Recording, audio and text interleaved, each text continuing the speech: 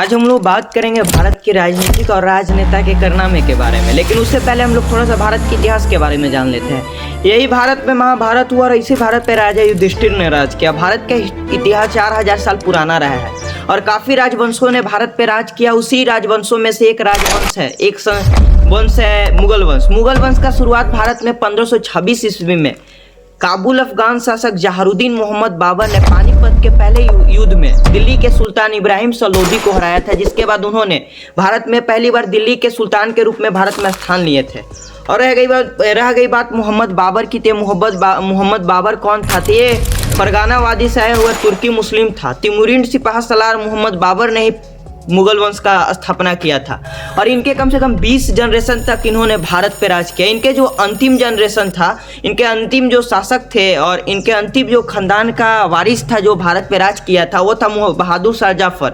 इसका राज करने का कार्यकाल 1837 से लेकर 1858 तक 1857 तक इन्होंने भारत पे राज किया और उसके बाद ये मोहम्मद जाफर ने अंग्रेजों के सामने आत्मसमर्पण कर दिया था। ऐसे अंग्रेज भारत में 1608 ईस्वी में ही आ गए थे।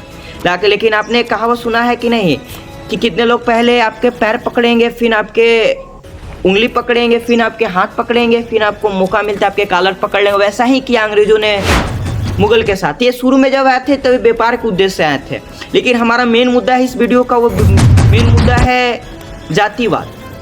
हमारे भारत में प्राचीन भारत से ही जातिवाद चलते हैं, चाहे प्राचीन भारत के लोग हो, चाहे राजवंश हो, चाहे मुगल वंश हो, चाहे फिर हमारा अंग्रेज हो, चाहे हमारे अभी के नेता हो। अपने एक मुगल वंश का राजा औरंगजेब का नाम सुना होगा। औरंगजेब को इतिहास के किताब में हिंदू से नफरत करने वाला राजा बताया गया है। 1946 में प्रकाशित पंडित जवाहरलाल नेहरू के किताब में औरंगजेब को एक कट्टरपंथी शख्स के रूप में घोषित कर दिया है। औरंगजेब के कार्यकाल में कितने हिंदू मंदिरों को तोड़ दिया जाता था, कितने हिंदू के धार्मिक स्थलों पर टैक्स लगा दिया जाता था, कितने हिंदू महिलाओं को जबरन धर्म परिवर्तन करा दिया जाता था और यही हिंदुस्तान में कितने हिंदुओं को बेगुनाही से कत्ल कर दिया है अपने कार्यकाल में औरंगजेब ने। देखिए, इसी कारण औरंगजेब अपना इस्लामिक यानी शरीयत कानून के आधार से कानून चलाया करता था अपने कार्यकाल में। इसी कारण हिंदू महिला धर्म परिवर्तन से बचने के लिए अपने शरीर पर टैटू बनवा लिया करती थी, क्योंकि टैटू हराम माना जाता था इस्लाम धर्म में।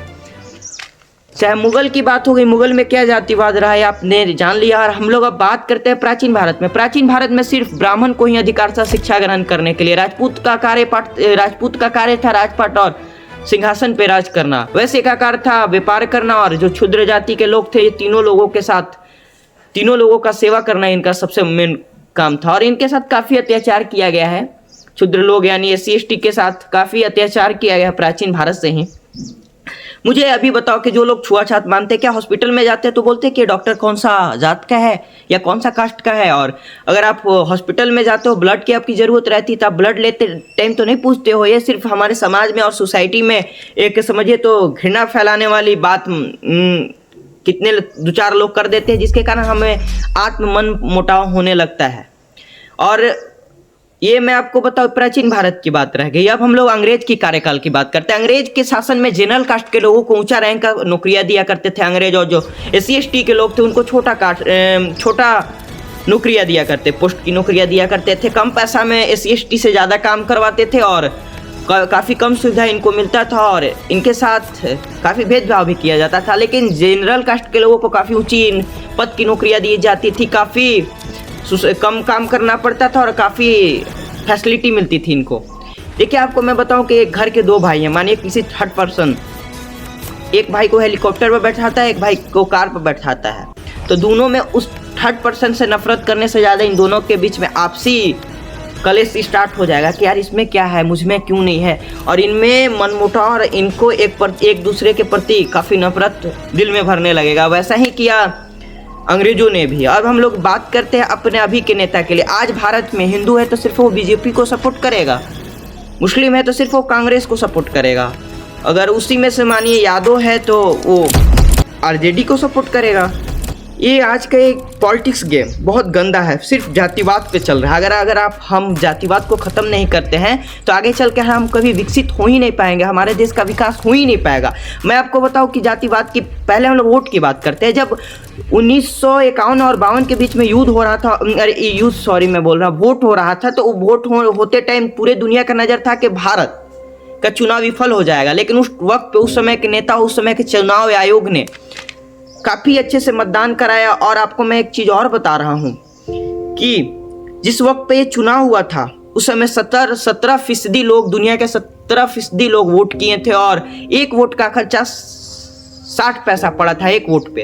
लेकिन आज भारत में 2019 और 2019 के चुनाव में एक वोट पे 700 रुपया खर्चा पड़ा और 2024 के चुनाव में एक वोट पे 1400 रुपया खर्चा पड़ा। ऐसा क्यों हो रहा है कि हमें खर्चा, हमारे देश में भले ही हमारे